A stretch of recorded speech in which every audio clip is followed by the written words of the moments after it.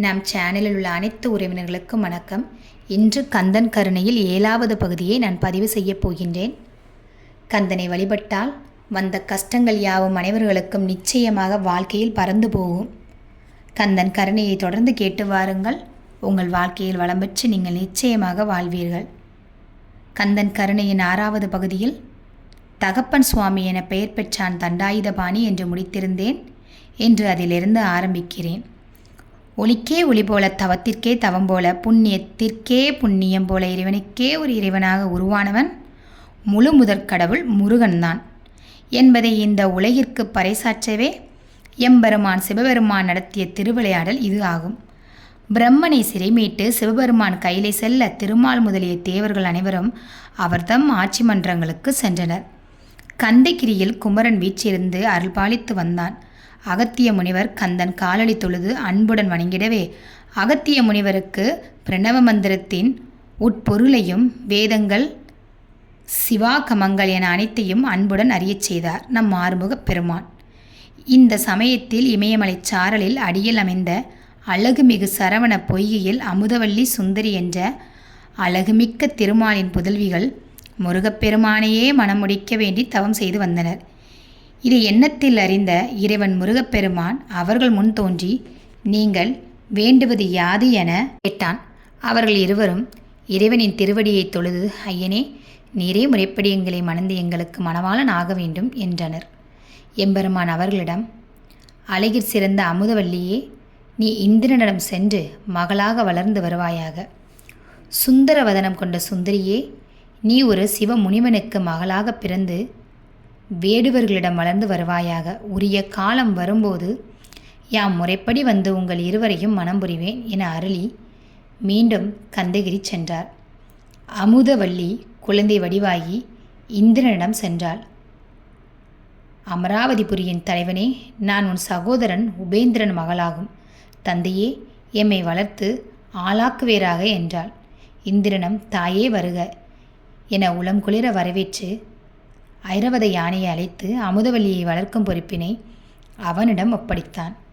அந்த ஐராவத யானையும் தான் பெற்ற மகள் போல் சீராட்டி பாராட்டி செல்வ சிறப்புடன் வளர்த்து வந்தான். அதனால் அமுதவல்லியும் தெய்வ யானை என்ற திருநாமம் கொண்டாள். முருகன் அருளிய மொழிகளை மனதில் கொண்ட சுந்தரி தொண்டை நாட்டில் உள்ள வள்ளிமலையை அடைந்து அங்கு வாழும் சிவமுனிவன் ஒருவனுக்கு புதல்வியானாள். காலங்கள் கணக்காக கரைந்து கொண்டிருக்க சூரபத்மன் இழைத்திடும் துன்பங்களை தாங்க இயலாத தேவர்கள் இந்திரன் பிரம்மன் திருமாலோடு வந்தனர். நந்தி தேவரின் அனுமதி பெற்று சிவபெருமான் திருக்கோயில் உள்புகுந்தனர். பார்வதி தேவிக்கும் பரமேஸ்வரனுக்கும் இடையே முருகப்பெருமான் பேரொளியாய் பிரகாசமாயிருக்கும் காட்சி கண்டனர். அனைவரும் கைகூப்பி சிரம் தாழ்த்தி வணங்கி நின்றனர். விவரம் என்ன என சிவபெருமான் கேட்க, அவர்கள் அசுரர்களால் தாங்கள் அனுபவிக்கும் அளவிலா முடியாத துன்பங்களை அடுக்கடுக்காக சொல்லி உடனே அசுரர்களின் அட்டகாசங்களுக்கு முடிவு கட்டி அருள் புரிய வேண்டுமாறு பணிந்து நின்றனர்.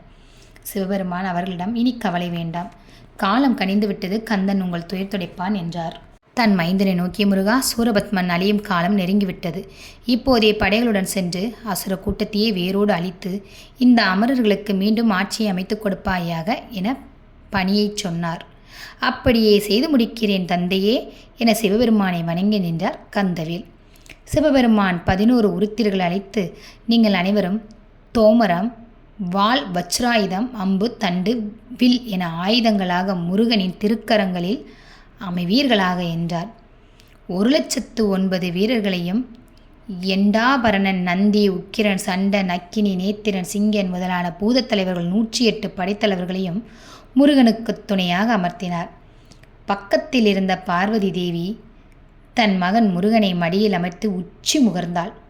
ஆரத்தல்வி அன்பு பாராட்டினாள். பின் தன் பங்காக தன் சக்தியை ஒரு வேலாக்கி தன் மைந்தனிடம் கொடுத்தாள்.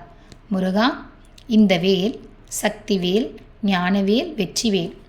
இதற்கு இணையாக ஒன்று இதற்கு முன்பும் இருந்ததில்லை, இனி இருக்கப் போவதும் இல்லை. இதை எதிர்க்கும் வல்லமை எவருக்கும் இல்லை. இனி இதை எங்கு நோக்கி எய்தாலும் அது அவ்விடத்தை அடையாளமில்லாத அளவிற்கு அழித்து மீண்டும் நின் திருக்கரம் வந்து சேரும் என கூறி முருகனிடம் தனது ஆசிகள் வழங்கினாள் அன்னை பார்வதி தேவி.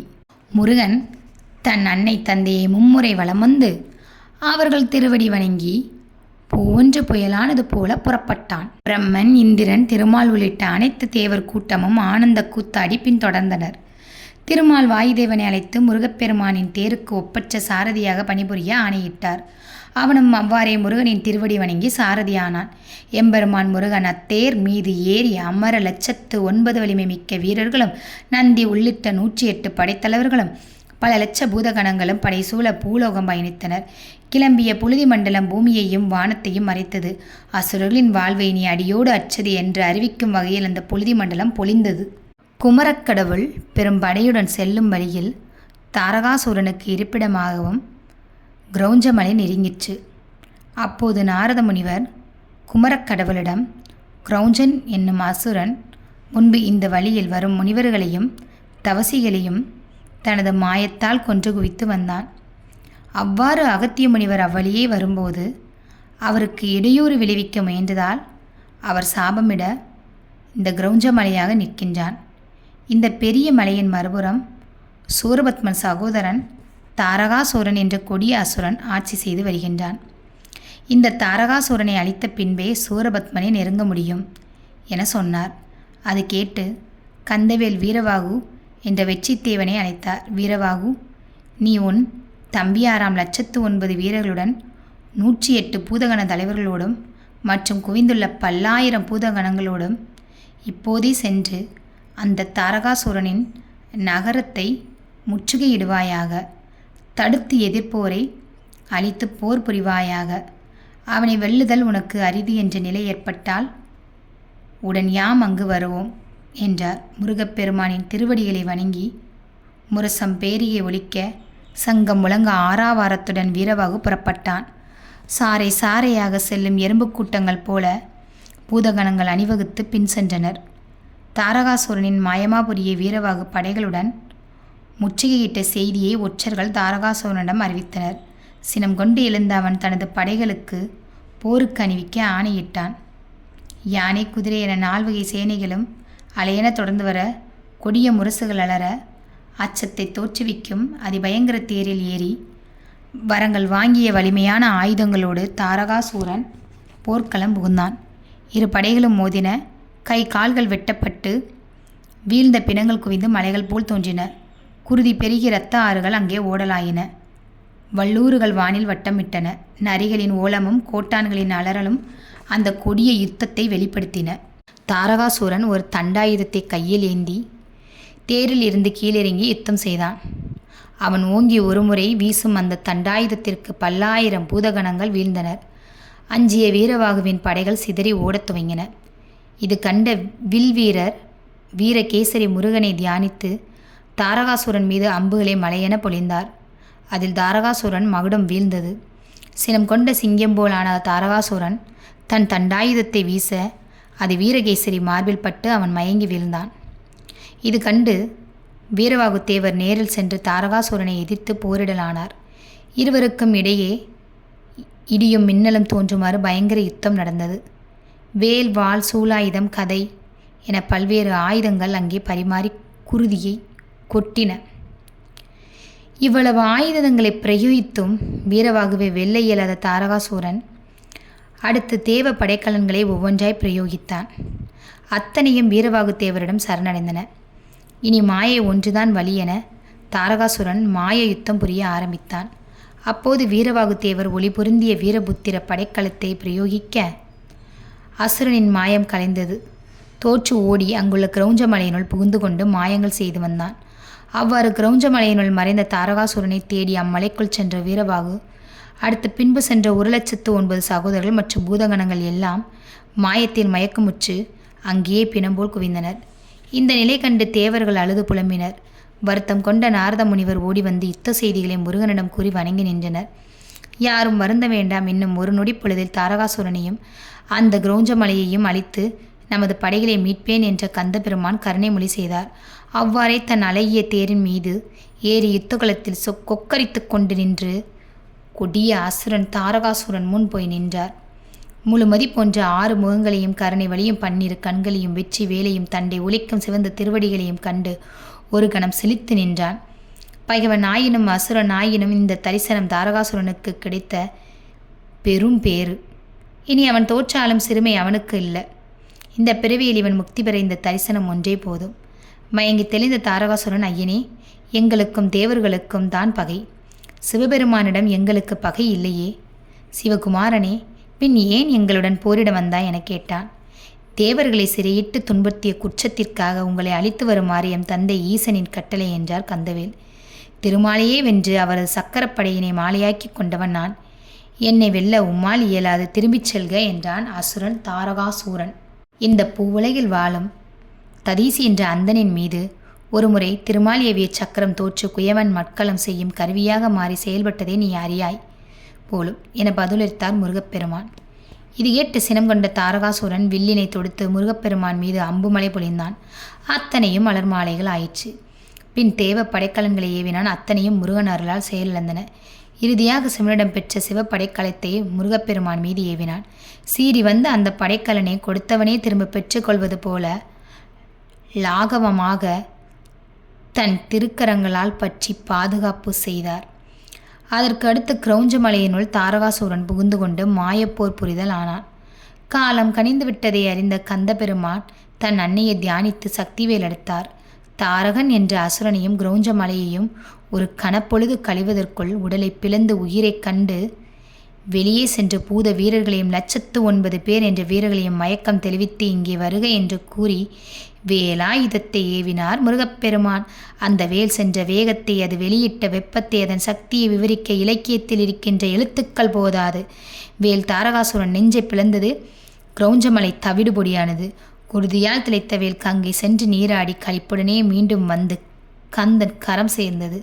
மயங்கிய வீரர்களும் மடிந்த பூதகணங்களும் முருகப்பெருமான் அருளால் மீண்டும் உயிர் பெற்று ஒன்று கூடி வந்து நின்றனர். இந்திரன், பிரம்மன், திருமால் என தேவர்கள் ஒன்று கூடி எம்பெருமான் முருகனின் திருவடிகளில் மலர் தூவி வணங்கி வழிபட்டனர். அனைவருக்கும் ஆசிகள் வழங்கி பூதங்கணங்கள் சூழ முழுமுதற் கடவுள் முருகன் போர்க்களத்தை விட்டு நீங்கிச் சென்றார். அனைவருக்கும் ஆசிகள் வழங்கி பூதகணங்கள் சூழ முதற்கடவுள் முருகன் போர்க்களத்தை விட்டு நீங்கிச் சென்றார். போர்க்களம் நீங்கிய முருகப்பெருமான் படைகள் மற்றும் தேவர்கள் சூழ மேற்கு பகுதியில் உள்ள தேவகிரி வந்தார். அங்கே அவருக்கு ஆலயம் எழுப்பி பூஜைகள் செய்ய இந்திரன் முதலான தேவர்கள் முருகனிடம் அருள் வேண்டினர். அதற்கிணங்க முருகப்பெருமான் தேவதச்சனை அழைத்து அங்கே ஒரு சிறந்த நகரை நிர்மாணிக்க ஆணையிட்டார். அவ்வாறே அழகுமிகு சிறந்த நகர் ஒன்றையும் அதன் உள்ளே சீர்மிகு ஆலயத்தையும் இறைவனுக்கான பொன்னாலான சிம்மாசனத்தையும் அமைத்து வைத்தான் அந்த தேவதச்சன். தேவர்கள் ஒன்று கூடி வேத மந்திரங்கள் முழங்க முருகப்பெருமானுக்கு கங்கா அபிஷேகம் செய்தனர். பட்டாடை உடுத்தினர். நவரத்தின மாலைகளை அணிவித்தனர். நறுஞ்சாந்து பூசினர். இறைவனுக்கு கற்பூர ஆராதனை செய்தனர். கந்தவேலின் காலடிகளில் கணக்கில்லா மலர் சொரிந்து கண்ணீர் மல்கத் தொழுது நின்றனர். வேலாயுதத்தை ஏந்திய முருகப்பெருமான் அவர்களின் பூஜையை ஏற்று அவர்களுக்கு அருள்மழை பொழிந்தார். இறைவன் முருகன் வேலால் கூறுபட்டு கிடக்கும் தாரகாசூரன் உடல் மீது விழுந்து அவனது மனைவி சௌரி அழுதாள், புலம்பினாள், அரற்றினாள். தாரகாசூரனின் மற்ற மனைவியரும் அவ்வாறே துடித்தனர், துவண்டனர். அவன் தன் மைந்தன் அசுரேந்திரன் குடியே கெட்டது என குமுறி அழுதான். அடுத்து தந்தையின் உடலை அலங்கரித்து விறகு அடுக்கி தீமூட்டி பிதிர்க்கடனை செய்ய முனைந்தான். தன் கணவனுடன் தானும் சிவலோகம் செல்ல வேண்டுமென்றும் தனக்கும் சிதைமூட்டச் சொன்னார். அசுரேந்திரன் அந்த முடிவை கைவிடுமாறு எவ்வளவோ ஆறுதல் கூறியும் அவள் ஏற்கவில்லை. எனவே அப்படியே செய்ய தலைப்பட்டான். பிற மனைவியரும் அதே முடிவுக்கு வர அவர்களும் சிதைமூட்ட தந்தையோடு தனது அன்னையர் அனைவரும் உடன்கட்டை ஏற வாழாதிருந்தான் அசுரேந்திரன். தனது பிதிர்க்கடனை செலுத்திவிட்டு வறியவன் போல் நெருங்கிய சில சுற்றத்தாரோடு கரிய கடல் நடுவே அமைந்திருந்த வீர மகேந்திர நகரம் வந்து சேர்ந்தான். அங்கே அரியணையில் வீற்றிருந்த தன் தந்தை சூரபத்மனிடம் தாரகாசூரனுக்கு நேர்ந்த முடிவையும் தன் தாய்மார்கள் உடன்கட்டை ஏறிவிட்ட செய்தியும் சொல்லி அழுது அவன் வீரக்கலல் அணிந்த அடிகளில் வீழ்ந்தான். தீயின் நாக்கு உடம்பினை சுட்டதும் சட்டனை எரிகின்ற உடல் போல சூரபத்மன் துடித்து எழுந்தான். கண்களில் அனல் பறந்தது. பற்கள் ஒன்று கூடி பறையோசை எழுப்பிற்று. யாரங்கே? முரசுகள் ஒலிக்கட்டும். உடனே நம் படைகள் புறப்படட்டும். என் சகோதரரை கொன்ற அந்த முருகன் என்ற சிறுவனை வென்று இங்கே கொண்டு வாருங்கள் என ஆணையிட்டான். அதை நிறைவேற்ற அசுரர்கள் ஆயத்தமானார்கள். அப்போது அமோகன் என்ற அமைச்சன், வேந்தருக்கு வேந்தே எதிரி யார்? அவனது பூர்வீகம் என்ன? அவனது சுயபலம் என்ன? அவனது படைபலம் என்ன என்று அறியாது, அமைச்சர்களை கூட்டி ஆலோசனை ஏதும் செய்யாது, இப்படி எடுத்தேன் கவிழ்த்தேன் என முடிவுக்கு வந்தால் உமது வீரத்திற்கும் விவேகத்திற்கும் இது பொருந்துமா? சற்று யோசியுங்கள் என்று கூறினான். அது கேட்டு சற்று மனந்தெளிந்த சூரபத்மன் உடனே தனது சிறந்த ஒற்றர்கள் கூட்டத்தை அழைத்து அந்த சிறுவன் முருகன் வலிமையினையும் வாய்ப்புகளையும் அறிந்து வருமாறு உத்தரவிட்டான். தேவகிரியில் கோயில் கொண்டு தேவர்களுக்கு அருள்பாலித்து பின் அங்கிருந்து புறப்பட்டு வரும் வழியில் பார்வதி தேவியார் சிவனின் இடப்பாகத்தில் சேர்ந்துவிட சிவபெருமானை வழிபட்டு தவம் செய்த திருக்கேதாரத்தை கந்தவேல் கண்டு தரிசித்தார். திருமாலை விட சிவபெருமானே மேலான கடவுள் என சாத்திரங்கள் கூறுவதை மாந்தர்கள் உணர்ந்து கொள்ளுமாறு வியாச பகவான் உயர்த்திய கையை சான்று கூறிய காசி என்னும் பதியைக் கண்டு சிரித்தார். சிலாத முனிவரின் சிறந்த மகன் சிவபெருமான் வீற்றிருக்க தானே ஒரு மலையாவேன் என தவம் புரிந்து அவ்வாறே மலையாகி சிவபெருமானை தலையில் சுமந்த ஸ்ரீசைலத்தைக் கண்டு தரிசித்தார். தன் அன்னையாக்கிய பார்வதி தேவியிடம் சினம் கொண்டு சுவாமி மலையை நீங்கி தான் ஏறி வந்த திருவேங்கட மலையையும் கண்டு தரிசித்தார். சிலந்தி, பாம்பு, யானை, சிவகோச்சியார், கண்ணப்ப நாயனார், நக்கீரதேவர், கன்னியர் முதலானோர் சிவபெருமானை வழிபட்டு முக்தியடைந்த தென் கையிலே எனும் பெயர் பெற்ற திரு காளித்தியையும் கண்டு தரிசித்தார். காளியின் கர்வம் அழியுமாறு சிவபெருமான் ஊர்த்துவ தாண்டவத்தால் வெற்றி பெற்ற திருவாலங்காட்டை கண்டு தரிசித்தார். ஊழிக்காலத்தும் நிலையாக நிகரற்ற மாமர நிழலில் கம்பை நதி சூழ்ந்த சீரார் காஞ்சிபுரத்தில் வீற்றிருக்கும் சிவபெருமானை தரிசித்தார். திருமாலும் பிரம்மாவும் தாங்களில் யார் பெரியவர் என்று போட்டியில் முனைந்தபோது தானே அனைத்திலும் பெரியவர் என அவர்களுக்கு நிரூபிக்கும் வண்ணம் தன் அடியையும் முடியையும் அவர்கள் காண இயலாதவாறு விஸ்வரூபம் கொண்டு சிவபெருமான் நின்ற திருவண்ணாமலையை கண்டு தரிசித்தார். சைவ சமய குரவர்கள் நால்வரில் ஒருவரான சுந்தரரின் திருமணத்தை தடுத்து சிவபெருமான் ஆட்கொண்ட அழகிய திருவண்ணை நல்லூரையும் கண்டு தரிசித்தார். காசியிலும் மேலான விருத்தாச்சலத்தை கண்டு தரிசித்தார்.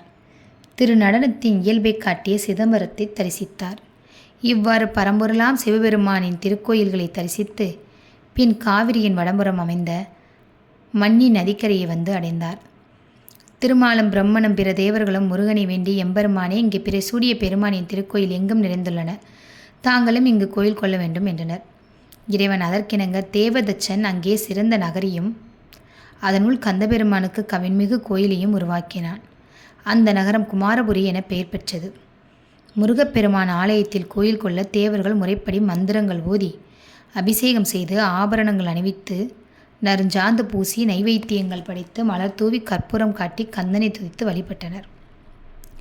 அவ்வாறு சில காலம் சென்ற பின் முருகப்பெருமான் இந்திரனை அழைத்து தான் அங்கே சிவபெருமானை பிரதிஷ்டை செய்து வழிபட விரும்புவதாக கூறி அதற்கு தேவையான பூஜை பொருட்களை கொணருமாறு பணித்திட்டார். அவரை இந்திரன் அனைத்தையும் அறிவித்தான். முருகப்பெருமான் தேவதச்சனை கொண்டு சைவ ஆகம நெறிப்படி ஆலயம் ஒன்று அமைத்து அதில் எக்காலத்தும் நிலைபெறும் வண்ணம் சிவபெருமான் திருவுருவத்தை பிரதிஷ்டை செய்தார். ஒரு ரத்தின பீடத்தில் சிவபெருமானை எழுந்தருள் செய்தார். பஞ்ச காவியத்தையும் பஞ்சாமிர்தத்தையும் அபிஷேகம் செய்தார். தூய மலர் மாலைகளை சூட்டினார். பொறிக்கறிகளுடன் கூடிய அன்னத்தை பொன்களத்தில் இட்டு நெய்வேத்தியம் செய்தார். வெற்றிலை பாக்கு கலந்து அர்ச்சனை செய்தார். பின் முழு முதற் கடவுள் முன்னின்று கைக்குப்பி மும்முறை வணங்கி துதித்தார். இடப்புறம் உமையம்மை இருக்க சிவபெருமான் விடைவாகனத்தில் காட்சி தந்தார். தேவர்களும் நவ வீரர்களும் லட்சத்தி வீரர்களும் அனைவரும் சிவபெருமானை தொழுது வணங்கினர். சிவபெருமான் ஆறுமுக கடவுளை நோக்கி, முருகா, உனது வழிபாடு கண்டு மகிழ்ந்தோம்.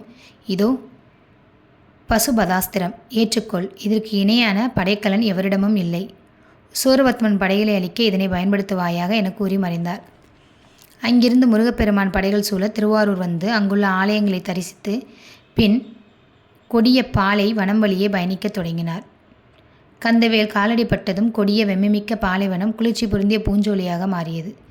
திருப்பரங்குன்றத்தில் சிவபெருமான் ஆணையின்படி தவம் புரிந்து கொண்ட தப்தர், அனந்தர், நந்தி, சதுர்முகர், சக்கரபாணி, மாலி என்னும் பரசார முனிவரின் 6 மைந்தர்களும் முருகப்பெருமான் வருவதை ஞான திருஷ்டியில் அறிந்து அங்கு வந்து சேர்ந்து முருகனின் திருவடி வணங்கி அருள் வேண்டி நின்றனர். அறுவருக்கும் அருள் தந்து தம்மோடு தொடர்ந்து வரபணிந்தார் முருகன்.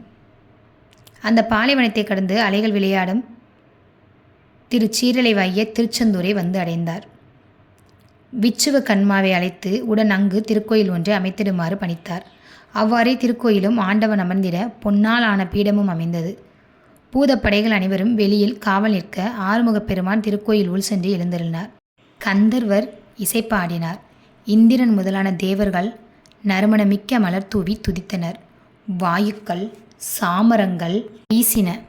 அக்கினியும் வர்ணனும் வெண்கற்ற குடை தாங்கினர்.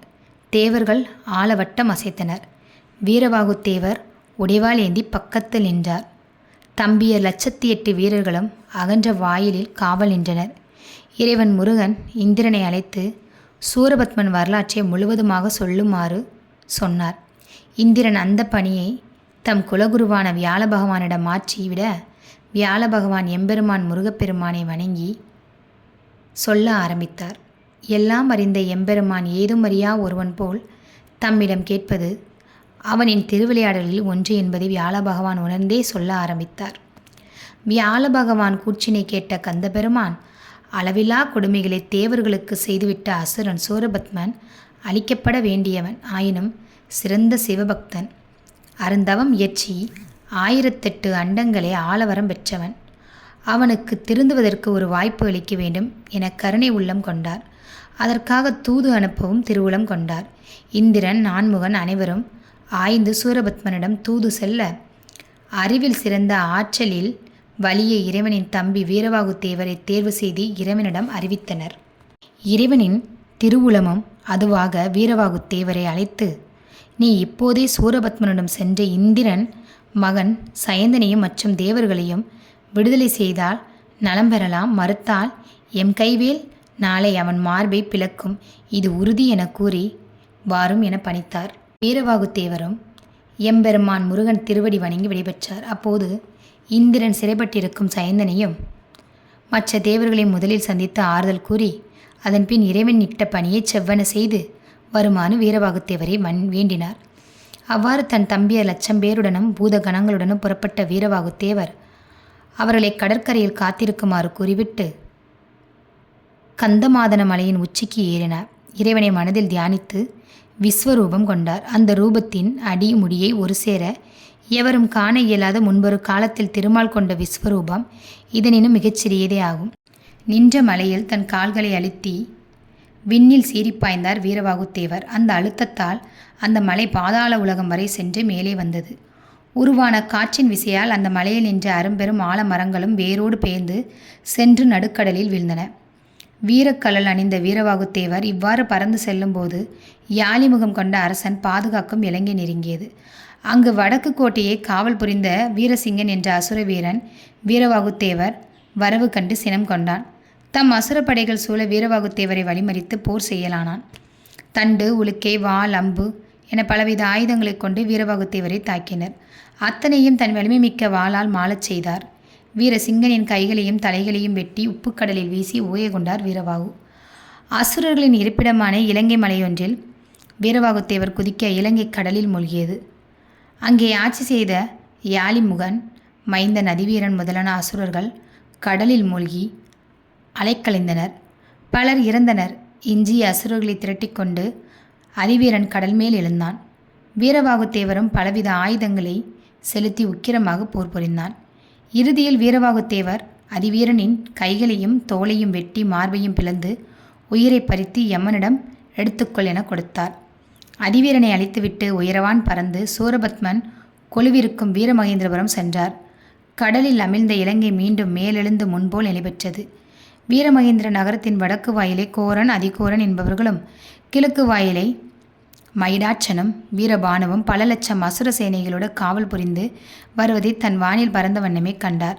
இதனை கிழக்கு வாயில் வாகனத்தின் காவலான 1000 துதிக்கைகளுடைய கயமுகன் என்ற அசுரன் வீரன் கண்டு கொண்டான். ஆர்ப்பரித்து வரும் மலையென வீரவாகு தேவர் நோக்கி சீறி வந்தான். வில், வாள், சூலாயுதம், தண்டம் என பலவித கருவிகள் கொண்டு யுத்தம் செய்தான். அவை அனைவற்றையுமே தன் கைகளால் பிடித்து ஒடித்து வீசினார் வீரபாகு. பின் பெரிய மலைகளை பெய்த்தும் வீசலானான் கயமுகன். அத்தனையும் கல்லில் பட்டு உடைந்து சிதறும் மண்பாண்டம் போல வீரபாகுத்தேவரின் உடலில் பட்டு சிதறி சின்னா பின்னமாகி கீழே விழுந்தன. பொறுமை இழந்த வீரபாகுத்தேவர் கயமுகனை மடக்கி காலுக்கு அடியில் இட்டு மிதிக்க அவன் சுட்ட அப்பளம் நொறுங்கியது போல் உயிர் விட்டான். இனி இவ்வாறு பரு உடலுடன் சென்று கொண்டிருந்தால் தொடர்ந்து அசுரர்களோடு போர் செய்து கொண்டே இருக்க நேரிடும். காலம் கடந்துவிடும், கந்தன் நம் வரவை எண்ணி காத்திருப்பார் என நினைத்த வீரபாகுத்தேவர் கந்தனை மனதில் தியானித்து எவரும் அறிந்திட முடியாத ஒரு அணுவின் வடிவம் கொண்டு வீரமகேந்திரம் நகரை வலம் வந்து அதன் எழில் அழகைக் கண்டு வியந்தான். பற்றற்ற முனிவர்கள் கூட இந்த வீரமகேந்திர நகரின் அழகினை பிறர் சொல்ல கேட்டால் தாங்களும் தவமிருந்த அசுரர்களாக வேண்டும் என்று நினைத்திடுவார் என மனதிற்குள் எண்ணினார். 1000 கோடி நாக்குகள் ஒன்று சேர்ந்தாலும் இந்த அற்புத நகரின் எழிலை எடுத்து கூறி முடித்துவிட இயலாது என்றெல்லாம் நினைத்து வியந்தார் வீரபாகு. பின் சூரபத்மன் மைந்தன் பானுகோமன் இருப்பிடம் அக்கினி முகாசுரனது அரண்மனை, 10 தலைகளை கொண்ட வச்சிரவாயின் மாளிகை, அமைச்சரில் தலையான தர்மகோபன் திருவிடம் என அனைத்தையும் பார்த்து ஆங்காங்கே அமைந்திருக்கும் அளவிடா முடியாத சேனைகளின் திறமறிந்து சயந்தனும் தேவர்களும் அடைபட்டிருக்கும் சிறைச்சாலை அடைந்தார். இந்திரனும் அவன் மனைவி இந்திராணியும் எங்கே என கேட்டு சயந்தனையும் தேவர்களையும் அசுரர்கள் உலக்கையால் அடித்தார்கள். காதுகளை வெட்டினார்கள், மார்பை ஈட்டிக்கொண்டு குத்தினார்கள். வேதனையின் விளிம்புக்கு சென்ற அவர்கள் அப்படியே மயங்கி வீழ்ந்தனர். அங்கே வீரபாகு அவர்களுக்கு காட்சி தந்து, உங்கள் துயர் நீக்க முருகன் வேலோடு வந்துவிட்டான். திருச்செந்தூரில் கோயில் கொண்டுள்ளான். நான் சூரபத்மனிடம் தூதுவனாக வந்துள்ளேன். இந்திரனும் இந்திராணியும் இறைவன் முருகன் திருவருளால் நலமுடன் உள்ளனர். இன்னும் எண்ணி 10 தினங்களுக்குள் சூரபத்மனும் அவனது சுற்றமும் முருகன் கைவேலால் மெய்யாக அழியும். கவலையை கலைந்திடுங்கள் என அபயம் கூறி அங்கிருந்து இடம்பெயர்ந்தார் வீரபாகு. துன்பங்கள் தொலைந்திடும் நாள் அருகாமையில் வந்ததை அறிந்த சயந்தனும் தேவர்களும் சற்று ஆனந்தத்தில் கண் அயர்ந்தனர். அப்போது அவர்கள் கனவில் முருகப்பெருமான் தோன்றி, அஞ்ச வேண்டாம், ஆறுமுகன் நான் சூரனை அழித்து உம்மை விடுவிப்போம் என நல்வாக்கு அருளி மறைந்தார். பின் வீரபாகு சூரபத்மன் கொலுமண்டபத்தில் புகுந்தான். மந்திரிகள், மாட்சிமை பொருந்திய சேனாதிபதிகள், மலர் சூடிய மங்கையர் பலர் சூழ, லட்சம் அசுரர்கள் ஆயுதம் தாங்கி காவல் புரிய அழகிய அத்தானி மண்டபத்தின் நடுவில் ஆண் சிங்கம் ஒன்று அமர்ந்தது போல அரியணையில் அமர்ந்திருந்தான் அசுரர்களின் தலைவன் இறைவன் சூரபத்மன். அணுவடிவில் சென்ற ஆறுமுகன் தம்பி வீரபாகு தன் சுய உருவெடுத்து சூரபத்மன் முன் தோன்றினான். முருகப்பெருமானை மனதில் நினைத்து தியானம் செய்ய சூரபத்மனுக்கு இணையான ஒரு பொன்னாலான சிங்காசனம் அங்கே நிலைபெற அதில் கம்பீரமாக ஏறி அமர்ந்தார் வீரபாகு. அனைவரின் விழிகளிலும் ஆச்சரியமும் அச்சமும் ஒரு சேர வழிந்து வந்தன. சினம் கொண்ட சூரபத்மன் சிங்கத்தின் குகையில் புகுந்த செம்மறியாடை யார் நீ என கர்ஜித்தான். ஆறுமுகம் கொண்ட ஆண்டவருக்கு தம்பி, அன்னை உமையவளுக்கு மகன், என்னை எதிர்க்க துணிந்தவனுக்கு யமன், பணிந்தவருக்கு பாதுகாவலன், பரமசிவனின் பாசத்திற்கு உரியவன் வீரபாகுத்தேவன், சிவமைந்தன் வேல்முருகன் உன்னிடம் அனுப்பிய தூதுவன் நான் என இடிமுழக்கம் செய்தார் வீரவேகுத்தேவர். மேலும் கூறலானார், நீ கைது செய்து வைத்திருக்கும் இந்திரன் மகன் சயந்தனையும் மற்ற தேவர்கள் அனைவரையும் இப்போதே விடுதலை செய்ய வேண்டும். அவ்வாறு செய்தால் இருக்கின்ற சுகபோகங்களோடு என்றும் நலமுடன் வாழலாம். மறுத்தால் நாளை மாயோன் முருகன் இங்கு வந்து தன் சக்திவேல் கொண்டு உன்னையும் உன் கூட்டத்தையும் சம்கார செய்வார். இது உறுதி என உரக்க கூறி நின்றார் வீரபாகு. வெகுண்டு எழுந்தான் சூரபத்மன். அடமூடா, நெற்றிக்கண் கொண்ட நீலகண்டனிடம் அழியாவரம் பெற்றவன் நான். என்னை வெல்ல எப்புவியலும் எவரும் இலா. நான் முகனும் திருமாலும் அஞ்சி நடுங்கி எனக்கு ஏவல் செய்ய இந்த பற்கள் முளைக்காத சிறுபாலகனா என்னை எதிர்ப்பது வெல்வது சிங்கத்தின் முன் சிறு முயலா? கோட்டானை எதிர்த்து குருவிய ஆணை முன்னே அணில் குஞ்சா அழித்து விடுவேன் அவனை. தூதுவனாக வந்ததால் நெறிமுறைப்படி உன்னே இப்போது இங்கே கொல்லாது விட்டேன். சிறுபிடித்த எவரையும் விடுதலை செய்ய மாட்டேன். எதிர்த்து எவர் வரினும் அனைவரையும் அழிப்பேன். தூது வந்த நீ இப்போது பிழைத்துப்போ என்றான் சூரபத்மன். இறைவன் முருகனை பழித்த சொற்களை கேட்ட வீரபாகுத்தேவரின் கண்கள் தீப்பிளம்பாயிற்று. அனலாக மூச்சு வெளியேறியது. நாடி நரம்புகள் புடைத்து நின்றன. சினத்தின் உச்சியில் நின்ற வீரபாகு இவ்வாறு பேசலானார்.